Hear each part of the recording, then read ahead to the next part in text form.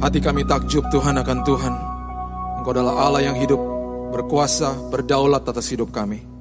Engkau Allah yang menembus kronosnya manusia, bergerak di dalam kairosmu yang begitu ajaib. Dan kami begitu percaya karena Engkau bergerak di dalam kairosmu. 1 bulan, 1 tahun dari sekarang Engkau sudah ada di masa depan kami, menyiapkan hal yang terindah bagi kami. Masa depan kami ditanggung penuh, dan kami punya kepastian di dalam Tuhan. Kembali Tuhan pada hari ini, bukan sekedar belajar firman, bukan sekedar mengerti firman, tapi kami mau dikuasai oleh firman. Roh Kudus yang hadir, Roh Kudus yang berkata-kata, dan kami mau mengalami Yesus dalam hidup ini. Materaikan firman ini Tuhan, di dalam satu nama, Yesus Kristus Tuhan kami berdoa dan mengucap syukur. Kita sama-sama katakan, amin. Haleluya. Silakan duduk, shalom. Saya kangen sama saudara, saya nggak tahu saudara kangen sama saya atau tidak, tapi saya kangen. Sudah 6 bulan tidak ke sini, mungkin sudah ada yang tahu, mungkin nggak ada yang tahu, mungkin ada yang mengira-ngira, mungkin ada yang sok tahu, mungkin ada yang macam-macam lah pokoknya. Saya selama 6 bulan ini dibawa sama Tuhan ke Padang Gurun. Padang gurun yang luar biasa, dan saya belajar banyak, Tuhan berkata-kata banyak, dan banyak sekali di momen-momen itu yang membuat saya malu. Saya katakan Tuhan 20 tahun pelayanan saya, selama 6 bulan ini saya betul-betul merasakan saya berjalan dekat dengan Dia. Saya tidak pernah mengalami Dia seperti yang saya alami selama 6 bulan terakhir ini. Pernah satu waktu, bukan satu waktu saja tapi beberapa waktu tahun lalu kita belajar soal arti daripada berkat. Berkat, kalau saudara ingat khotbah saya, arti sebenarnya adalah bukan masalahnya diubahkan Tuhan, tapi saudara dan saya yang diubahkan Tuhan, itu arti berkat sebenarnya. Dan kemudian waktu lagi mempelajari firman itu dan membagikan firman itu, saya pernah berdoa dan katakan, Tuhan, bawa saya ke dimensi yang baru. Bawa saya ke dalam pengenalan akan Tuhan yang baru. Bawa saya ke dalam sebuah keintiman yang makin dalam dengan Tuhan. Dan betul Dia bawa saya ke Padang Gurun. Dan saya mengucap syukur buat Padang Gurun. Saudara, persis hari ini adalah hari yang ke-6 bulan, di mana saya hadir di hadapan saudara persis 6 bulan lalu, juga tanggal 9 Desember tahun 2018. Saya berdiri di hadapan saudara dan tanpa saya sadar hari itu saya sudah sakit. Selama 1 minggu itu saya sudah buang-buang air, saya sudah meriang, dan waktu saya ada di depan sini pun saya sudah sebenarnya sakit. Seperti biasa kalau cuman badan-badan meriang saya abaikan, saya pikir nanti juga istirahat akan oke lagi. Malamnya saya pulang, dijemput istri seperti biasa.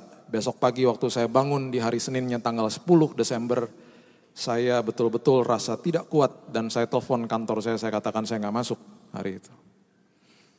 Di hari Senin itu saya diare sampai 6 kali dan saya tidak sadar dan saya nggak pernah lihat BAB saya, jadi saya tipe orang yang langsung flash bahwa saya selama 1 minggu itu sudah pendarahan. Dan waktu malam hari, di mana istri saya lagi pasang pohon Natal, dia panggil saya dan itu ritual keluarga kami pasang bersama-sama, saya udah gak kuat. Saya sudah melihat segala sesuatunya serba dua, dan saya sudah betul-betul keliengan dan lemesnya luar biasa. Dalam hati saya, kok saya gak pernah rasa seperti ini. Saya sempat tertidur dan jam 11 malam terbangun karena belum gosok gigi. Kebiasaan gosok gigi, jadi saya langsung ke kamar mandi, saya gosok gigi. Istri saya sudah setengah-setengah tidur. Saya lagi gosok gigi, gak lama, lagi tengah-tengah gosok gigi, saya pingsan. Tidak sadarkan diri. Jatuh yang cukup keras, sempat ada lecet di kepala saya. Istri saya mendengar sebuah suara yang keras sekali, gubrak, di kamar mandi. Waktu dia menghampiri saya terduduk. Dan saya langsung sadar, kata-kata pertama saya katakan, kenapa? Jangan-jangan ini serangan jantung, saya bilang gitu. Istri saya juga setengah-setengah bingung, dia ngelihat saya biasanya kalau orang serangan jantung itu ada busa di mulutnya dan saya ada busa juga di mulut saya, tapi waktu dia perhatikan dia katakan, bukan kok itu odol. Kan belum selesai gosok gigi, odolnya masih ada. Saya diangkat dan waktu saya diangkat saya bilang saya mules. Waktu saya BAB lagi di situ yang lihat adalah istri saya, dia katakan sayang kamu nih berdarah semua. Darah seger semua yang keluar. Saya diantar ke rumah sakit. Sampai di rumah sakit, saya segera masuk UGD. Segera diambil darahnya, dicek darah, dan kemudian dilakukan transfusi. Komponen darah, kalau saudara tidak tahu, itu ada 3 komponen darah yang mayor. Hemoglobin sebagai darah merah, ya, penghantar oksigen dalam tubuh. Kemudian ada yang namanya trombosit, kalau saudara luka dia yang menutup luka saudara. Kemudian ada yang namanya leukosit atau darah putih. Kalau dia sampai drop, itu pertahanan tubuh saudara terbuka, saudara akan rentan akan yang namanya penyakit, virus, bakteri, dan lain sebagainya. Malam hari itu segera saya ditransfusi darah merah karena HB saya atau darah merah saya levelnya sudah sampai 5. Biasanya kalau laki-laki 13 sampai 18, tadinya saya juga 15. Ini sudah drop sampai 5, makanya saya pingsan. Oksigen diberikan, transfusi diberikan. Besok paginya dokter kemudian datang ke saya dan katakan, Pak, kenapa ya harusnya kalau ada pendarahan di perut atau pendarahan di dalam Bapak itu biasanya yang drop hanya darah merahnya saja, HB-nya. Kenapa ini semuanya drop? Trombositnya juga turun, leukositnya pun turun. Ini pertanyaan yang mencurigakan bagi dokter. Singkat cerita saya dirawat selama 10 hari, transfusi berjalan terus. Dan di hari yang ke-10 ketika darah saya sudah mulai naik sedikit, belum normal, saya diperbolehkan pulang. Saya diperbolehkan pulang. Dengan catatan kalau sampai nanti ada apa-apa, segera lapor ke dokter. Dokter katakan, Pak, kalau virus biasanya 2 minggu semuanya pasti normal lagi. Kita harapkan itu yang terjadi. Sempat saya di kolonoskopi, endoskopi dan dinyatakan bahwa di dalam perut saya memang ada luka, tapi bukan sesuatu yang serius, malah kecenderungannya membaik. Sampai di rumah saya makin lemes. Tanggal 26 Desember adalah waktu di mana saya harusnya mengantar jemaat ke Israel. Saya mohon maaf kalau ada 80% dari jemaat Betani yang akan ikut. Dan saya tidak jadi pergi. Karena tanggal 25 dokternya katakan, Pak kita pantau terus, Bapak gak usah batalin dulu, tanggal 25 kita cek di hari terakhir. Kalau sampai drop nanti saya kasih tahu pendapat saya Pak di hari itu. Tanggal 25 saya cek, darah saya semuanya makin turun. Dokter katakan tidak boleh traveling Pak. Dengan berat hati saya batalkan trip saya ke Israel. Kemudian dokter katakan begini, Pak ini sudah lewat 2 minggu. Dan kalau sampai ini terjadi, mau tidak mau kita harus cek pabrik darah. Pabrik darah itu adalah sumsum tulang belakang. Bone marrow, letaknya di belakang sini. Kita lihat Pak, kita cek bone marrow-nya. Tes bone marrow itu tidak nyaman saudara, karena yang bisa dianestesi atau dibius itu hanya dagingnya saja. Jadi ketika suntikan masuk dan dia masuk ke daging itu dianestesi masih oke, nggak berasa. Tapi ketika suntikan itu yang cukup besar masuk ke dalam tulang, tulang tidak bisa dianestesi. Saudara akan menjerit. Saya harapkan saudara tidak akan pernah alami itu. Saya menjerit. Dan itu sakitnya luar biasa. Saya katakan sama dokter, gimana dok, kapan bisa di tes bone marrow-nya? Dia katakan, tunggu saya mau liburan dulu sebentar, nanti habis tahun baru kita cek. Istri saya gak sabar, dia bilang udah kita ke Singapura aja sebentar, cek aja di sana. Jadi akhir tahun, bulan Desember di akhir tahun itu kita pergi ke Singapura, kita dirujuk ke dokter di Mount Elizabeth. Waktu sudah dicek di sana, dokter katakan nanti hasil akan keluar tanggal 2 Januari. 2 Januari. Saya diberikan tempat oleh salah satu jemaat nginden yang ada apartemen di sana, di daerah Lavender. Saya bersuka cita dan mengucap syukur.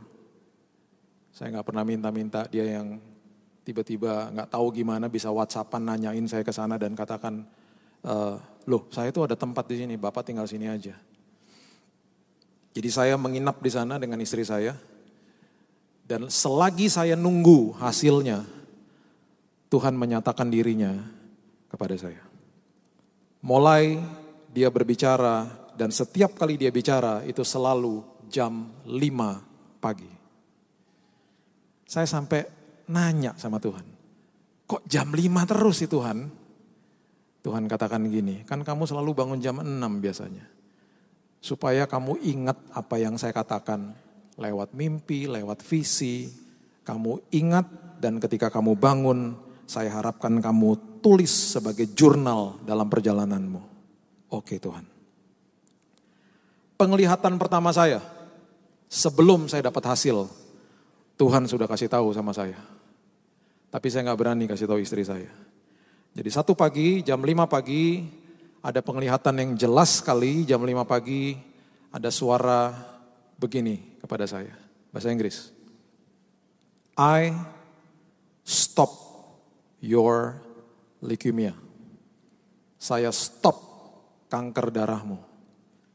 Waktu saya terbangun, saya langsung kaget dan juga diteduhkan hati saya. Oh, oke Tuhan.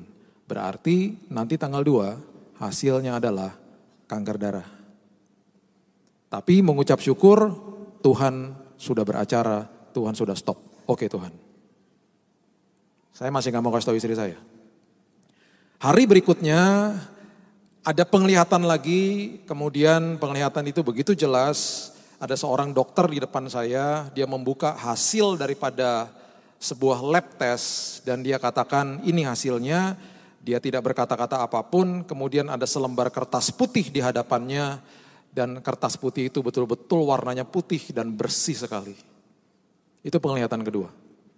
Setelah itu lewat, kami ke dokter tanggal 2. Waktu masuk di kamar dokter, kemudian dia jelaskan perlahan-lahan, kemudian dia kasih tahu begini. I'm so sorry. Saya minta maaf bahwa darahmu ini sudah terinfiltrasi. Ada zat asing yang masuk dan saya harus katakan Anda didiagnosa terkena AML, Acute Myeloid Leukemia. Itu adalah jenis kanker darah yang paling ganas. Paling ganas. Kanker darah tidak ada stadiumnya, kanker darah dinyatakan lewat jenis. Jenisnya saya mirip dengan apa yang dialami oleh Ibu Ani. Acute Myeloid Leukemia. Dokter katakan ini sangat ganas dan ini harus segera diatasi. Istri saya nangis, terus dia tanya, kok kamu tenang aja? Saya bilang ya Tuhan udah kasih tahu sama saya. Kenapa kamu gak kasih tahu sama saya? Saya bilang ya udahlah gak usah tahu. Saya bilang gitu. Saya bilang sama dokter di Mount Elizabeth, saya bilang karena itu rumah sakit swasta, saya katakan saya tidak di cover asuransi. Jadi saya tidak akan berminat untuk dirawat di sini. Kemudian dengan baik hati dia katakan mau coba SGH, Singapore General Hospital. Istri saya yang sudah berpuluh-puluh tahun punya usaha untuk evakuasi medis pasien-pasien dari Indonesia ke Singapura. Dia begitu paham dan dia katakan bukannya SGH sudah tidak boleh lagi pasien Indonesia. Karena itu rumah sakit umum seperti di Jakarta RSCM, rumah sakit terbesar dan tertua di Singapura, alat-alatnya paling canggih, banyak dokter yang bagus-bagus di sana. Bukannya gak boleh lagi. Agent-agent yang di Indonesia aja udah gak ada kok. Dia katakan betul, memang lebih diprioritaskan untuk warga negara Singapura. Tapi saya punya jalur khusus ke profesor hematologi, ketua hematologi di sana. Dia langsung angkat telepon. Perkenanan Tuhan, penyertaan Tuhan dimulai di saat itu.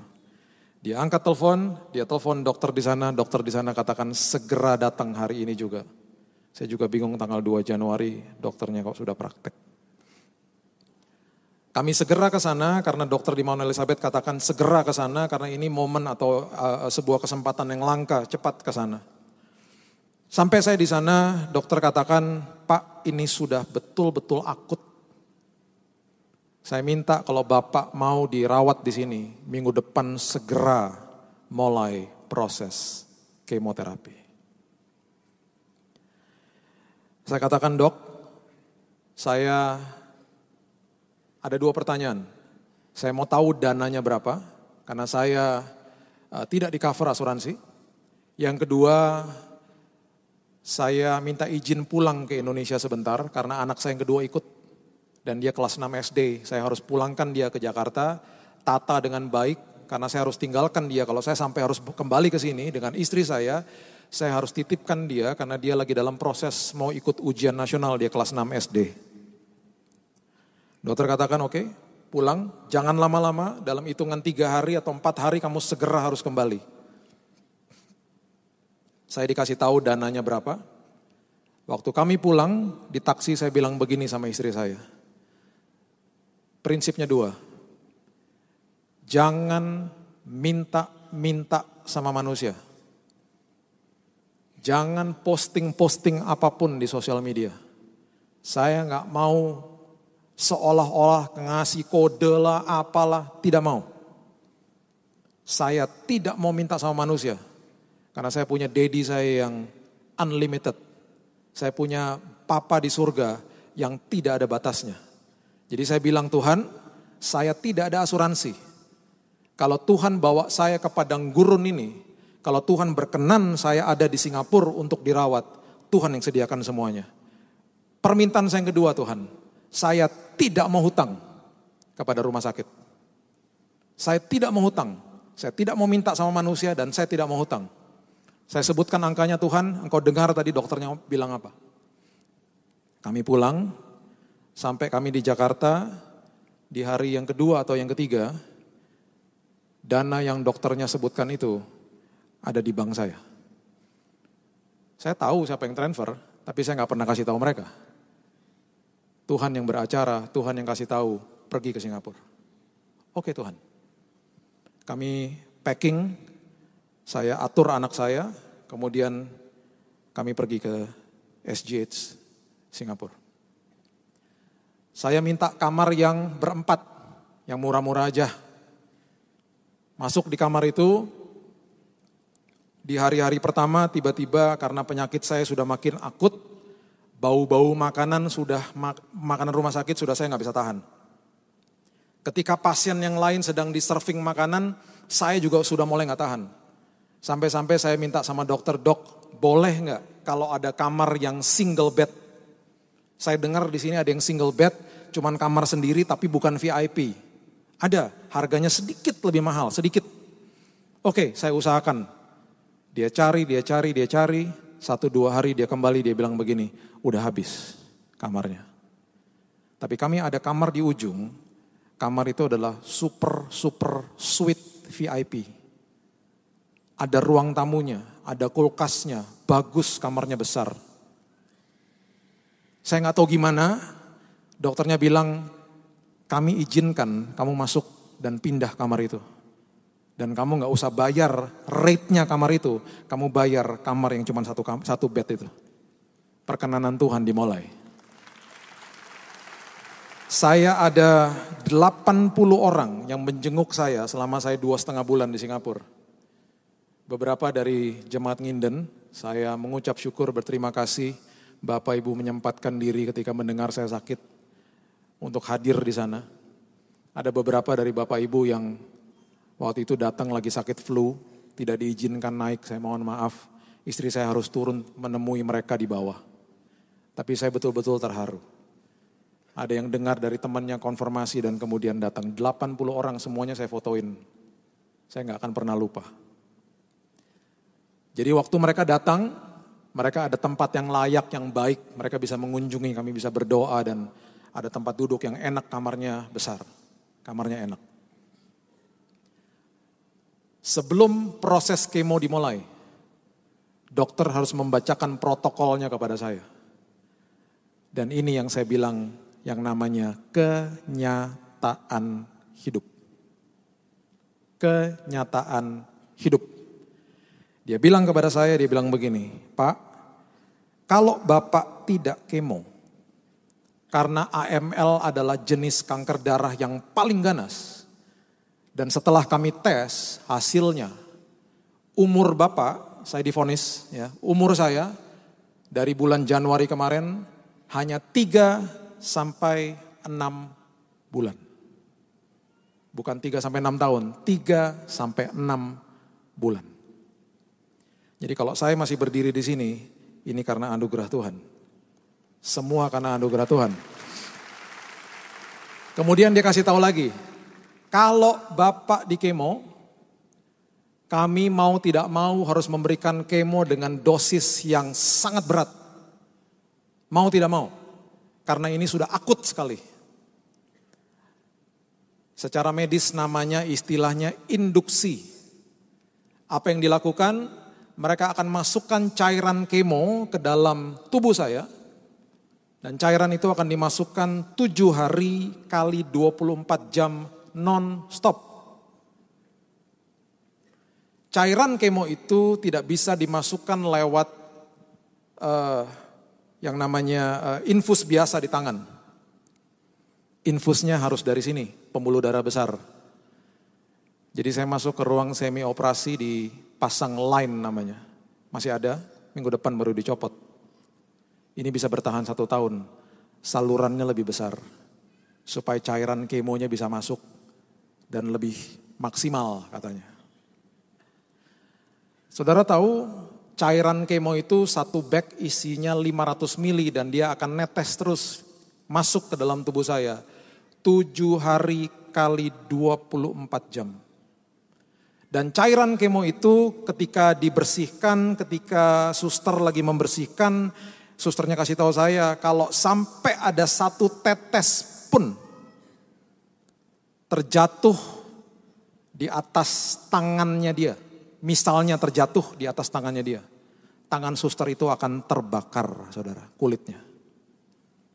Saudara bisa bayangkan cairan yang begitu keras masuk ke dalam tubuh saya. 7 hari kali 24 jam. Makanya dokternya bilang begini, ketika cairan kemo itu masuk, kami harus membacakan protokol bahwa Bapak ada kemungkinan masuk ICU, kena infeksi, koma, hidup di dalam life support pakai mesin, dan ujung-ujungnya meninggal. Karena tubuh Bapak gak kuat. Jadi gak kemo umurnya cuma 3 sampai 6 bulan, di kemo pun ada kemungkinan meninggal. Itu yang saya bilang kenyataan. Saya dengar ini semuanya, setelah saya dengar ini semuanya, setelah dokternya keluar, saya bilang sama istri saya, wow, seru ya. Seru ya, kenyataan hidup ini seru, luar biasa. Baca bersama-sama saya di Ulangan, saudara. Ulangan pasal yang ke-8 ayat yang kedua. Ulangan pasal yang ke-8 ayat yang kedua. Ingatlah kepada seluruh perjalanan yang kau lakukan atas kehendak Tuhan Allahmu di padang gurun selama 40 tahun ini. Dengan maksud, kalau saudara dibawa Tuhan ke padang gurun, dengan maksud merendahkan hatimu. Dan mencobai engkau. Mencobai bahasa aslinya adalah testing, menguji engkau. Untuk apa? Untuk mengetahui apakah yang ada di dalam hatimu. Apakah engkau berpegang pada perintahnya, perintah Tuhan atau tidak. Ketika Tuhan bawa ke padang gurun itu untuk merendahkan hatinya Bili Lantang. Dan untuk menguji hatinya dia, apakah dia betul-betul berpaut atau terpaut sama firman Tuhan. Dan waktu saya masuk ke sana, saya terus memegang Amsal 4 ayat 20 sampai 23 yang berbunyi begini. Amsal 4 ayat 20. Saya baca ini setiap hari dan saya baca ini dengan suara yang keras supaya telinga saya dengar. Saya baca dan akhirnya ini menjadi ayat favorit saya selama perjalanan saya di padang gurun. Amsal 4 ayat 20. Hai anakku, perhatikanlah perkataanku. Arahkan telingamu kepada ucapanku. Jangan semuanya itu menjauh dari matamu, simpan itu di dalam lubuk hatimu. Jangan jauh-jauh sama firman Tuhan, simpan in the midst of your heart, taruh di dalam hatimu. Kenapa? Karena ini. Karena itulah yang akan menjadi kehidupan bagi mereka yang mendapatkannya dan kesembuhan bagi seluruh tubuh mereka. Jagalah hatimu dengan segala kewaspadaan karena dari situlah terpancar kehidupan. Kalau tadi yang namanya diagnosa dokter atau protokol dokter itu namanya kenyataan, ini namanya kebenaran. Catat ini baik-baik, kenyataan harus tunduk kepada kebenaran. Jadi yang namanya padang gurun, saudara mengalami kesulitan hidup, saudara mungkin sedang sakit pada sore hari ini, saudara mungkin ada hutang, saudara ditipu orang mungkin, atau saudara sedang mengalami masalah rumah tangga, dan lain sebagainya, itu kenyataan. Tapi ada yang namanya kebenaran.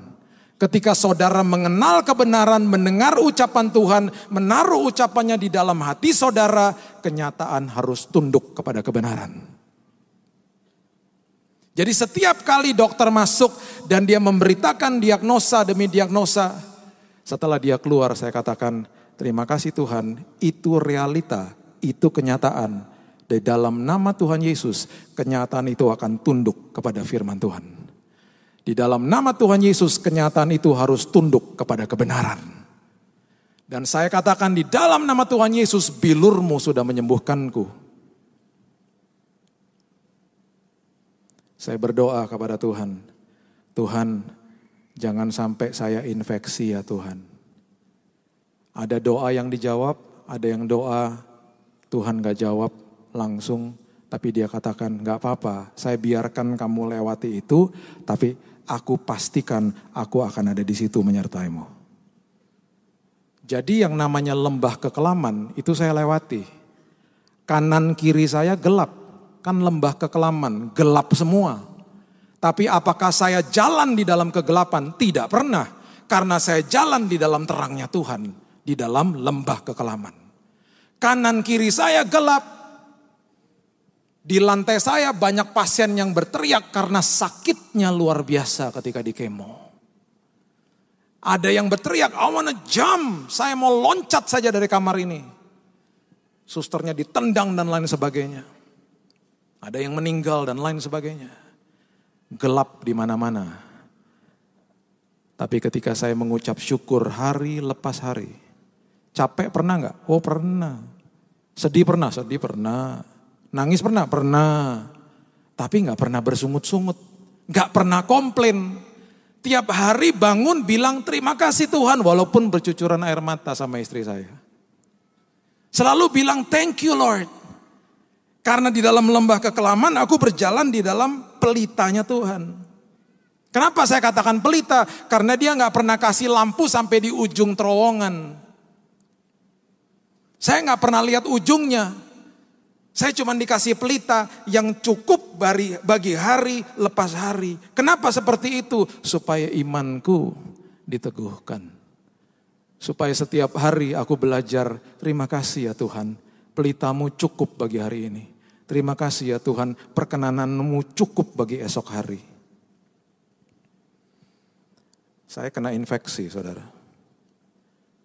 Perut saya kena infeksi, paru saya kena infeksi. Karena ketika kemo dilakukan, yang tadi saya katakan yang namanya darah putih, leukosit saya, sudah drop sampai level 0. Terendah adalah 0,03. Kalau darah putih drop, itu berarti pertahanan tubuh terbuka. Virus, bakteri semuanya merajalela di tubuh. Itu yang dokter paling takutkan. Dan ketika itu masuk semua di tubuh saya pernah dimasukkan ke dalam ruang tindakan ketika cairan dari paru-paru saya diambil untuk dites. Karena sudah gak karu-karuan di dalam sini. Panas saya sempat sampai 40 derajat. Dan karena ada virus di dalam saya dan infeksi, badan saya menggigil selama 30 menit. Tempat tidurnya goyang, gubrak.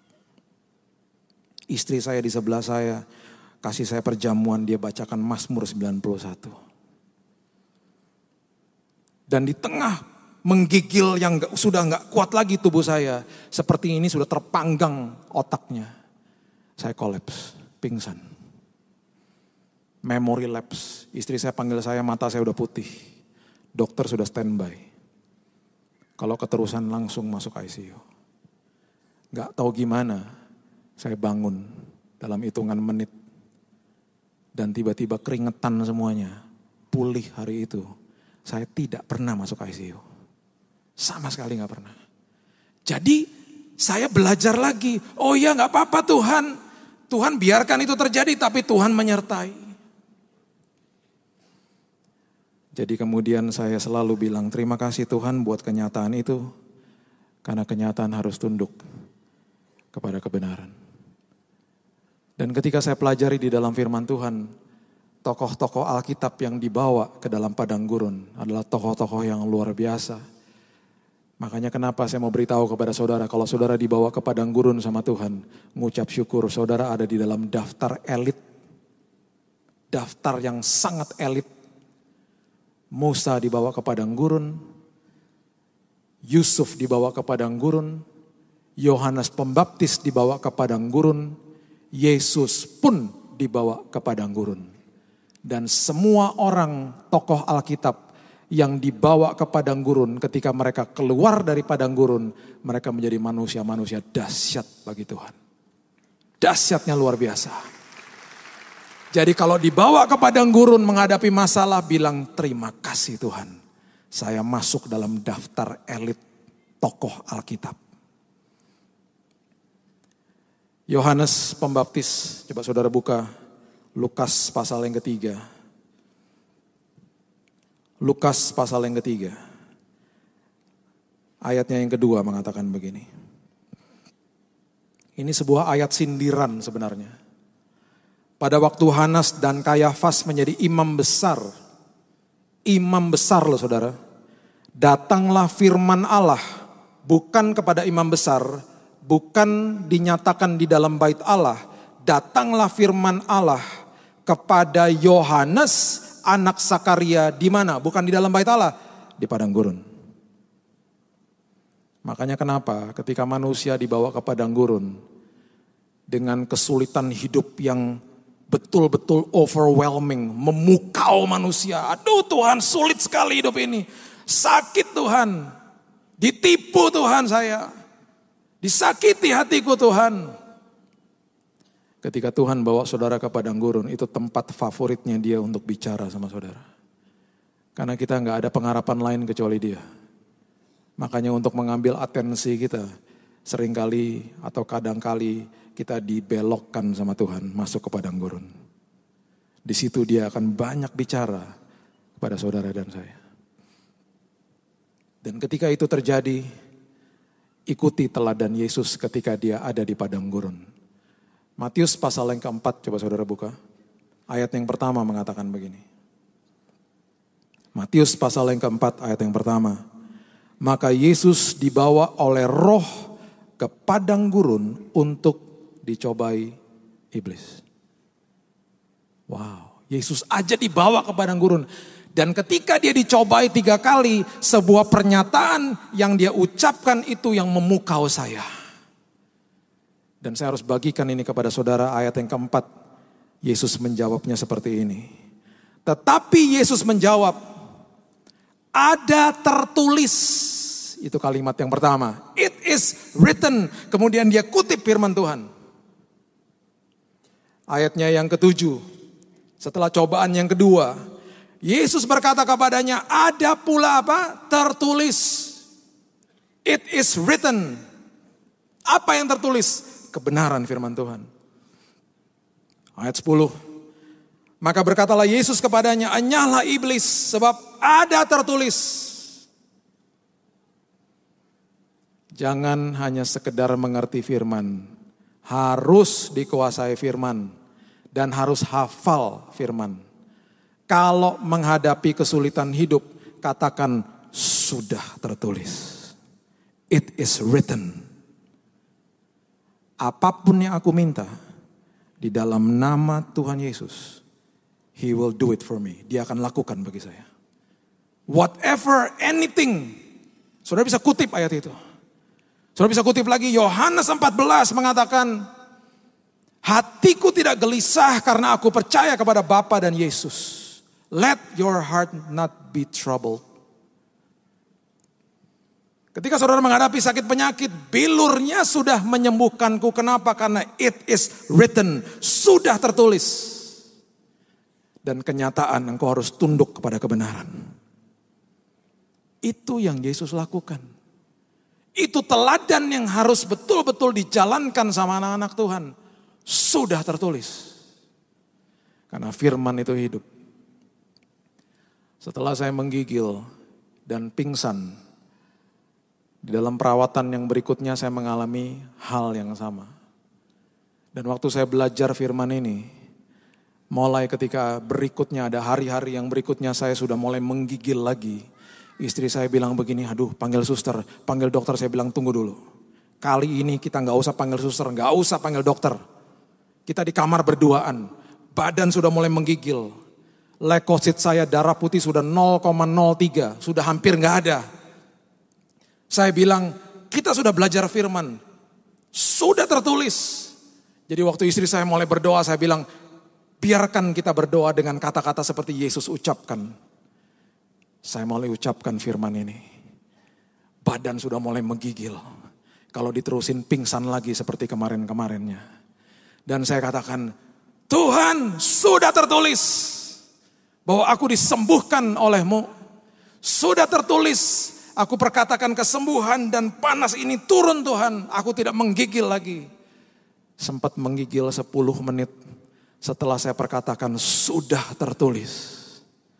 Tiba-tiba itu panasnya turun semuanya dari badan, hilang dari kaki. Istri saya katakan, wow, aku bisa rasa ada kuasa yang masuk lewat kakimu. Kita tiba-tiba berdua tertawa, seru banget ya.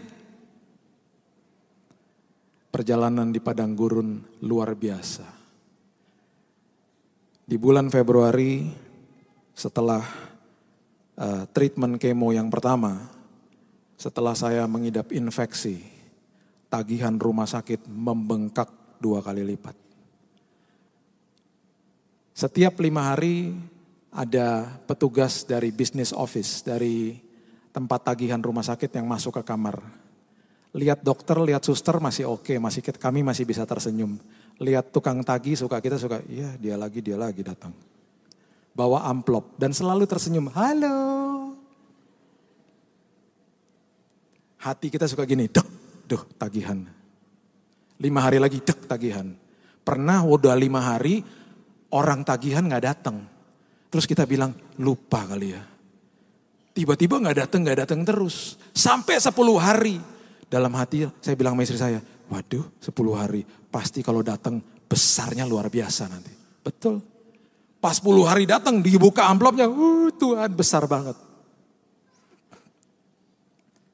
Kalau saudara tanya gimana sih Pak kesan-kesannya? Saya sukacita, saya senang jalan sama dia. Karena selalu ada kepastian di dalam dia. Kadang-kadang lihat di depan mata, waduh, tapi langsung ingat, oh iya ya, punya daddy yang tidak punya batas. Langsung saya baca bilang, Dad, lihat ya, oke ya, udah lihat ya, oke. Masukin lemari. Gak tahu gimana, ada aja yang ngasih ya. Sekali lagi ya, gak pernah minta siapa-siapa, gak pernah kasih kode di sosial media, makanya saudara kalau cek sosial media saya, gak pernah ada bilang, wah saya lagi sakit, gak ada, tidak ada. Gak ada. Dan saya bilang Tuhan saya gak mau berhutang. Keluar dari treatment pertama, membengkak semuanya. Tagihan membengkak. Semuanya terbayar lunas sama Tuhan. Lunas. Sepertinya Tuhan kasih tahu gini, gak ada asuransi, gak apa-apa. Saya sumber yang tak terbatas. Gak masalah bagi saya. Malahan dikasih uang lebih sama Tuhan. Nih, kalau mau treatment berikutnya saya kasih lebih malahan. Di bulan Februari, saya dibilang sama dokter, kita cek bone marrow lagi ya. Dicek lagi, kita lihat hasilnya dari kemo yang pertama. Tujuannya dari kemo yang pertama itu supaya kadar kankernya itu di bawah 5%. Ya 4-3 gitulah. Saya dipanggil setelah selesai dites, masuk ke kamar dokter. Dia duduk, saya duduk, istri saya duduk. Dia katakan, Pak, kami tidak menemukan satu pun sel kanker dalam tubuh Bapak. Bapak dinyatakan clean, bersih, total.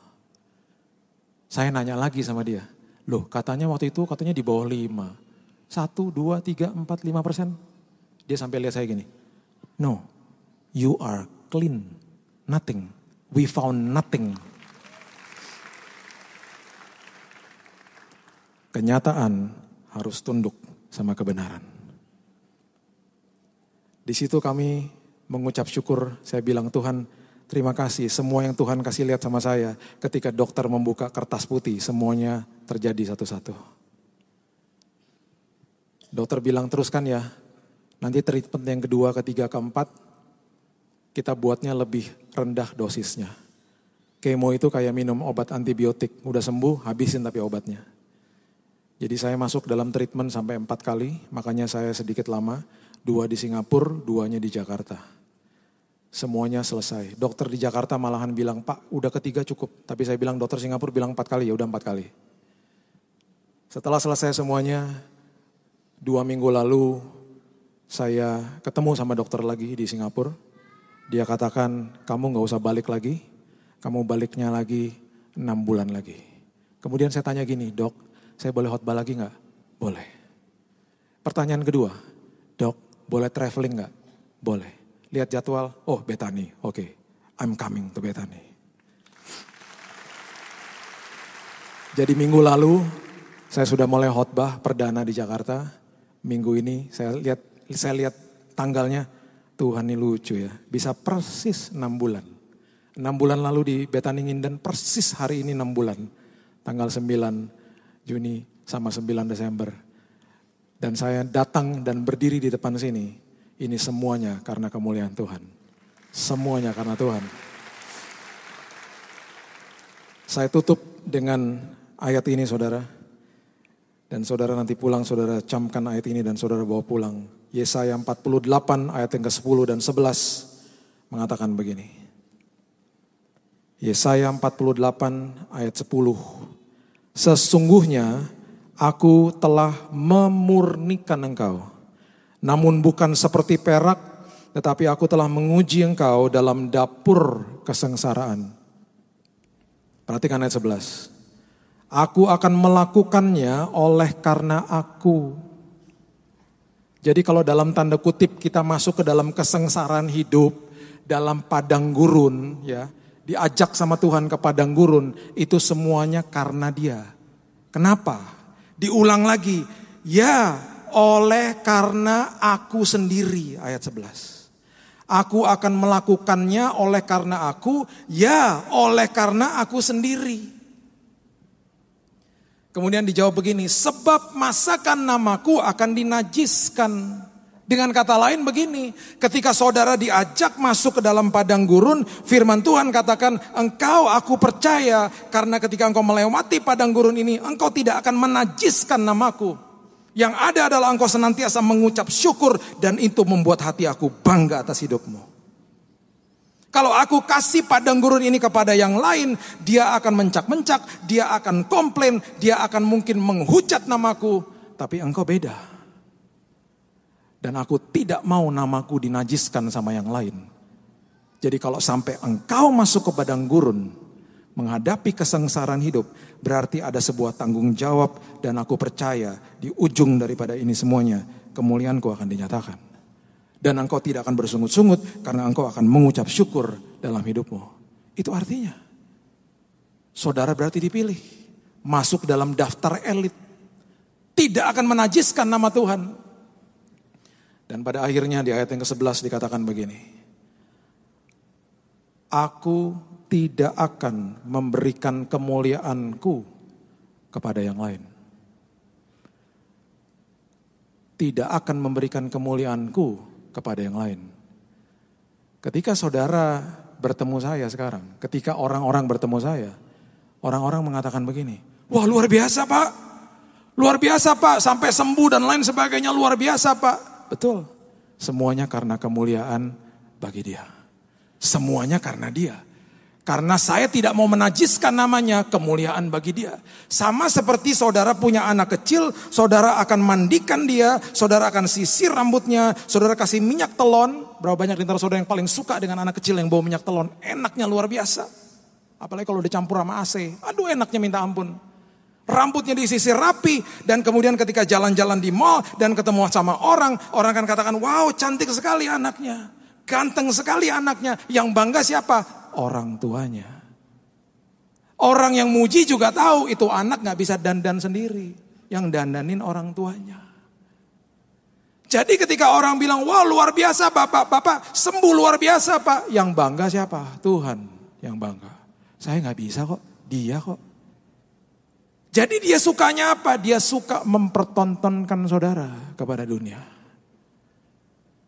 Betapa bangganya kita kalau sampai dibawa ke padang gurun, karena di ujung daripada itu semuanya, he likes to showcase you. Dia suka pertontonkan saudara. Ini loh anakku yang luar biasa. Aku bawa dia ke padang gurun, lihat hasilnya. Semuanya untuk dia. Semuanya untuk kemuliaan dia. Sore hari ini ketika saudara masuk ke dalam pergumulan hidup, bilang terima kasih Tuhan. Terima kasih Tuhan. Karena aku tahu bahwa kenyataan apapun, sesulit apapun, itu harus tunduk sama kebenaran firman. Dan aku akan menang di ujung daripada ini semuanya. Dan aku akan nyatakan kemuliaan-Mu Tuhan. Karena ketika aku dipercaya melewati padang gurun, aku tidak akan menajiskan nama-Mu Tuhan. Kemuliaan-Mu akan dinyatakan lewat hidupku. Berikan tepuk tangan kita untuk Tuhan kita. Terima kasih Tuhan. Tundukkan kepala saudara. Thank you Jesus. Thank you Jesus. Saya tergerak untuk berdoa bagi saudara yang sakit di tempat ini. Kalau ada saudara yang datang ke tempat ini dengan sakit penyakit, ada kabar baik bagi saudara. Sudah tertulis, bilurnya sudah menyembuhkan saudara. Bilurnya yang terjadi ribuan tahun yang lalu sudah tersedia bagi saudara. Kalau ada yang datang ke tempat ini dengan sakit penyakit, silakan angkat tanganmu. Terima kasih Tuhan. Boleh turunkan tanganmu. Ada yang kena kista, ada yang ada tumornya. Tuhan berkata kepada saya, kabar baik bagi saudara, Tuhan sudah menyediakan kesembuhan bagi saudara. Saya akan berdoa bagi saudara. Tugas saudara hanya satu, percaya. Apapun yang dokter katakan, terima sebagai kenyataan. Supaya nanti ketika saudara menyaksikan kebaikan Tuhan, ada fakta medis yang saudara bisa tampilkan kepada dunia. Bahwa Tuhan saya lebih berkuasa. Tuhan saya lebih berkuasa. Hamba-Mu berdoa Tuhan. Bagi setiap jemaat-Mu di tempat ini yang sudah angkat tangan. Datang dengan sakit penyakit. Ada yang kena tumor Tuhan. Ada yang kistanya Tuhan. Pada sore hari ini, semua kenyataan itu harus tunduk kepada kebenaran firman. Semua fakta medis harus tunduk kepada kebenaran firman. Kebenaran firman adalah kami sudah menerima dan disediakan kesembuhan. Karena karyamu yang besar di kayu salib. We can come boldly into your presence. Kami bisa datang dengan keberanian kepada tahta-Mu Tuhan.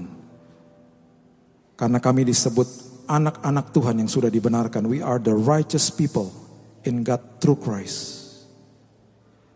And we deserve healing. Kami Tuhan disediakan kesembuhan sama Tuhan. Oleh sebab itu Tuhan pada sore hari ini hamba-Mu berdoa. Setiap jemaat-Mu yang sedang sakit. Pada saat ini juga kesembuhan sudah terjadi. Sudah terjadi. Terima dan terima. Terima kesembuhan Tuhan. Hanya satu yang engkau harus lakukan. Percaya. Percaya bahwa fakta medis, kenyataan itu harus tunduk kepada kebenaran. Terima kasih Tuhan. Engkau adalah Allah yang sama yang menyembuhkan aku. Engkau adalah Allah yang sama yang bangkit dari kematian. Engkau adalah Allah yang sama yang membelah lautan. Engkau adalah Allah yang sama yang membebaskan Sadrak, Mesak, dan Abednego dari tungku api. Engkau adalah Allah yang sama yang pada sore hari ini menyembuhkan jemaat-Mu di tempat ini. Engkau berkuasa Tuhan. Engkau sangat berkuasa. Dan aku mengucap syukur dengan bangga aku bisa katakan kepada jemaat Betaningin dan aku berjumpa dengan Engkau Tuhan. Dan biarkan perjumpaan itu juga dialami oleh mereka. Mereka juga berjumpa dengan Tuhan. Padang gurun kami adalah tempat yang sangat luar biasa. Karena kami akan mendengar suara Tuhan. Kami masuk ke dalam daftar elit. Dan kami diberikan wejangan demi wejangan. Dikuatkan, dimurnikan, dipertajam oleh Tuhan di padang gurun. Dan setelah ini semuanya selesai. Engkau dengan bangga mempertontonkan kami di hadapan dunia. Supaya kemuliaan-Mu Tuhan dinyatakan. Akan banyak kesaksian keluar dari tempat ini Tuhan. Karena jemaat-Mu pada sore hari ini sudah disembuhkan Tuhan. Disembuhkan total oleh Tuhan. Kesembuhan yang Kau berikan adalah kesembuhan yang sempurna, komplit, dan permanen Tuhan. Terima kasih. Terima kasih. Hamba-Mu stop sampai di sini. Firman-Mu terus berkumandang di hati kami. Firman-Mu terus menjadi kemenangan bagi hidup kami. Hanya di dalam satu nama yang berkuasa, yaitu Yesus Kristus Tuhan kami. Kami sudah berdoa dan sudah menerima kesembuhan. Kita sama-sama katakan, amin. God bless you.